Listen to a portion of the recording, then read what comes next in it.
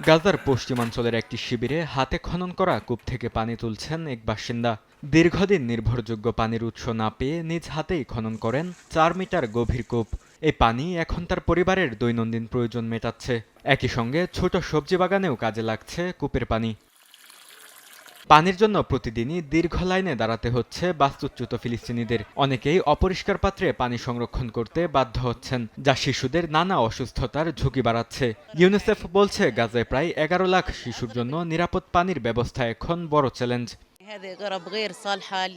এই পানির পাত্রগুলো প্রাপ্তবয়স্ক বা শিশু কারোর ব্যবহারের জন্যই উপযুক্ত নয়। তবে এগুলো পরিবর্তন করে নতুন পাত্র কেনার সামর্থ্য আমাদের নেই।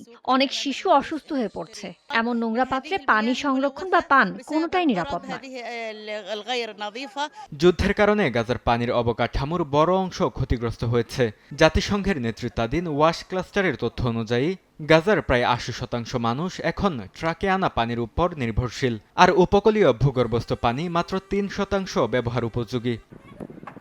এমন পরিস্থিতিতে লবণাক্ত ও অনিরাপদ পানি ব্যবহার করতে বাধ্য হচ্ছেন বাসিন্দারা, আর গ্রীষ্মকালে এই সংকট আরও তীব্র হচ্ছে।